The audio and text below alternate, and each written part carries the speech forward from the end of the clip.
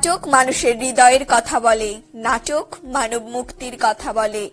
নাটক হলো সমাজের দর্পণ। নজরে বাংলা এবার নিয়ে আসছে এক নতুন ধারাবাহিক নজরে বাংলা নাট্যদূত। প্রতি সপ্তাহের মঙ্গলবার ও শুক্রবার ঠিক সন্ধ্যা 7টায় আপনারা দেখতে পাবেন নাট্যদূতদের, যে দূতেরা নাটকের মধ্যে দিয়ে সমাজ গঠন করে। সামাজিক অবক্ষয়, কুসংস্কার, বিবিধ সমস্যা সকলের সামনে তুলে ধরেন এই দূতেরা। আজ আমরা হাজির হয়েছি এমনই এক নাট্যদূতকে নিয়ে। নজরে বাংলা নাট্যদূত অনুষ্ঠানে হবে আড্ডা, গল্প, কথা এবং তাদের প্রযোজনা নিয়ে। দেখতে হলে আমাদের ইউটিউব চ্যানেল নজরে বাংলা সাবস্ক্রাইব করুন এবং বেল আইকনে চাপ দিন। কমেন্টস করে আপনাদের মতামত জানান। সঙ্গে ফলো করুন নজরে বাংলা ফেসবুক পেজ। দেখুন ওয়েব পোর্টাল www.nojore-bangla.com।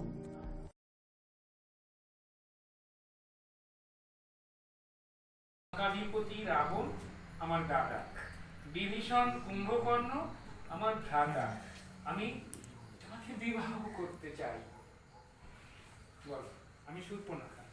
আমি শূর্পণখা। লঙ্কাধিপতি রাবণ আমার দাদা, বিভীষণ কুম্ভকর্ণ আমার ভ্রাতা। আমি তোমাকে বিবাহ করতে চাই। না না, তা কি করে সম্ভব? ওই যে দেখছো পুষ্পচয়নে ব্যস্ত, ওই আমার স্ত্রী সীতা। ও, এত সুন্দর স্ত্রী থাকতে আমাকে বিবাহ করবেই বা কেন? আমরা চিরন্তন নাট্য সংস্থার রিহার্সাল রুমে ঢুকে গিয়েছি। খুব সুন্দর। এই যে রিহার্সালটা হলো, নাটকের নামটা কি? নাটকের নাম রামায়ণ চর্চা। এর মূল দিকটা যদি একটু আমাদেরকে বলেন। এই নাটকের মূলত নাট্যকার সুতপা কর্মকার যেটা দেখাতে চেয়েছেন, আমাদের নারীদের সঙ্গে কিরকম ব্যবহার করা উচিত, ভাই ভাইয়ে কিরকম ব্যবহার করা উচিত, তার সঙ্গে কি ধরনের সম্পর্ক থাকা উচিত, মানে সমস্ত শিক্ষামূলক বিষয়গুলো এই রামায়ণের মধ্যে দিয়ে নাট্যকার দেখাতে চেয়েছেন। আমরা অনেক বিষয় আছে যেগুলো এখনো আমরা ওই পুঁথিগত বিদ্যা হিসেবে সমাজে, লোক সমাজে আওড়াই, কিন্তু আমরা নিজেরা সেটা মানি না। সেইটা এই রামায়ণ দেখলে সত্যি সত্যি বোঝা যাবে যে আমাদের শিক্ষার এখনো অনেক বাকি আছে। নমস্কার, আজ আমরা হাজির হয়েছি নজরে বাংলা নাট্যদূত অনুষ্ঠানে গোবরডাঙ্গা চিরন্তন নাট্য সংস্থাকে নিয়ে তাদেরই চিরন্তন কলা কেন্দ্রের ইন্টিমেট স্পেসে। আমাদের সঙ্গে রয়েছে চিরন্তনের নির্দেশক অজয় দাস। আমি জানতে চাইছি আপনাদের এই গোবরডাঙ্গা চিরন্তন নাট্য সংস্থা কবে স্থাপিত হয়েছিল? আমাদের গোবরডাঙ্গা চিরন্তন স্থাপিত হয়েছিল 1997 সালের 15ই আগস্ট। আচ্ছা, এই যে নাট্য সংস্থাটা আপনারা শুরু করেছিলেন, তো এর উদ্দেশ্যটা কি ছিল আপনাদের? উদ্দেশ্যটা প্রথমে ছিল ভালো লাগে, অভিনয় ভালো লাগে, সেই থেকে একটা নেশার মতো হয়ে যায়। নাটকের গ্রুপ তৈরি করা, নাটক নিয়ে কাজ করা, আর তাছাড়া নাটক তো সমাজের দর্পণ আমি মনে করি। নাটকের মধ্যে দিয়ে লোকশিক্ষা হয়। অ্যাকচুয়ালি আমাদের মূল উদ্দেশ্য হচ্ছে নেক্সট জেনারেশন তৈরি করা। কি কি প্রযোজনা এই মুহূর্তে চলছে?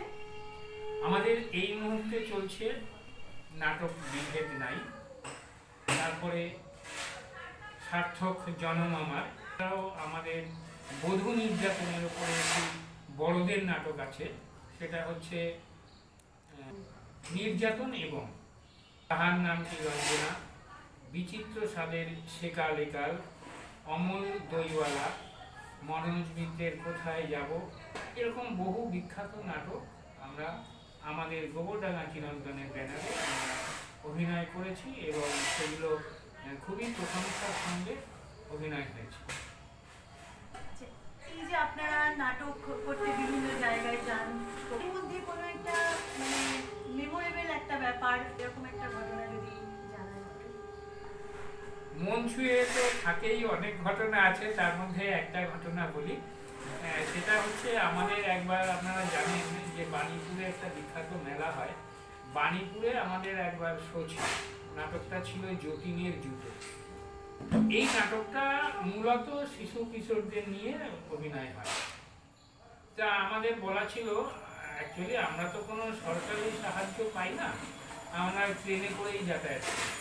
এবার ট্রেনে করে যাচ্ছি, এইবার যেভাবেই হোক আমরা সবাই অষ্টনগর নামবো বলেছি। এবার দুটি ছেলে মেয়ে ওরা হাবড়াতে নেমে গেল। এইবার আমাদের তো টেনশন শুরু হয়ে গেল যে বাচ্চা দুটোর কাছে কোনো ফোন নেই, কিছু না, এবং একটি ছেলে একটি মেয়ে। এবার ভাবুন, এবার ওদেরকে যদি কেউ কিডন্যাপ করে নিয়ে যেত, আমাদের কিছু করার ছিল না। সুতরাং এইটা একটা মানে দারুণ মেমোরেবল ঘটনা এবং খুব টেনশনেরও বিষয়। ছোট হওয়া সত্ত্বেও ওরা অন্য মানে অন্য রাস্তায় যেরকম যেমন কাকুকে বললো, কাকু একটুখানি ফোন করে দিন, আঙ্কেলের ফোনে ফোন করলো, তারপরে আর কি ওরা পৌঁছালো, আমার হসপিটালে পৌঁছালো, এই এর পরের ট্রেনে পৌঁছালো।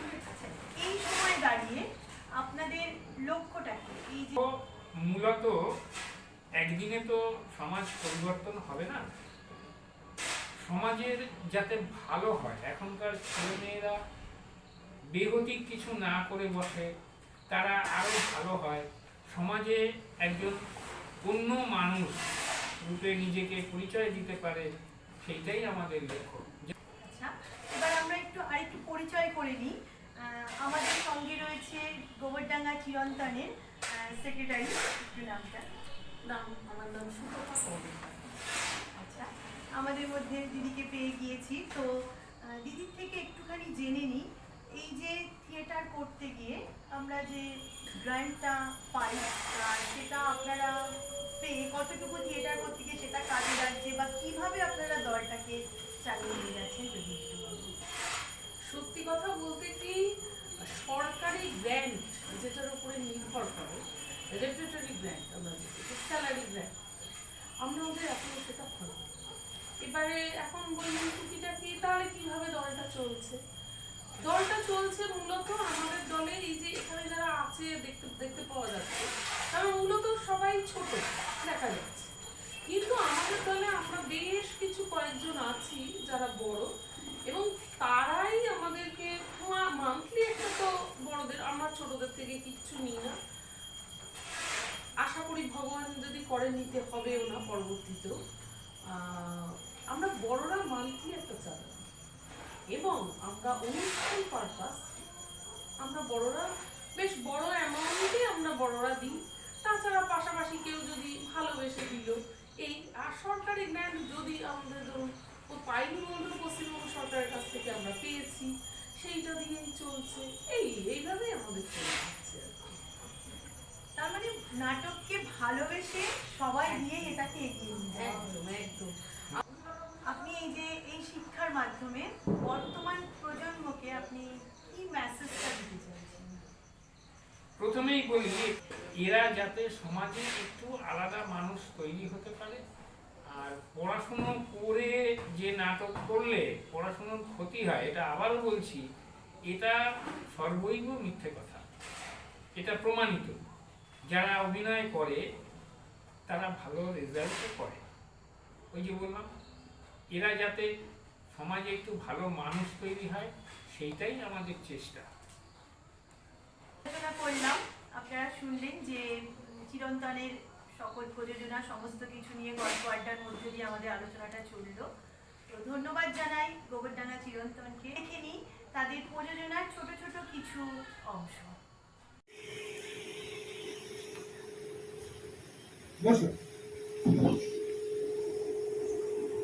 তা হঠাৎ কি মনে করে? এমন কিছু নয়, রেশন তুলতে যাচ্ছিলাম এদিক দিয়ে, তাই ভাবলাম কয়েকদিন হলো মর্নিং ওয়াকে বেরোচ্ছেন না, তাই একটু খোঁজ নিয়ে আসি। শরীর ঠিক আছে তো? হ্যাঁ, শরীর ঠিক আছে, অথচ আমাদের সঙ্গে মুক্ত বায়ু নিতে বেরোচ্ছেন না। বদল বাবু, আমার বাড়ির পরিবেশ এত দূষিত হয়ে গেছে যে আপনাদের সঙ্গে ভোরবেলা বেরিয়ে ওই মুক্ত বায়ু সেবন করব, সে আমার আর সহ্য হবে না।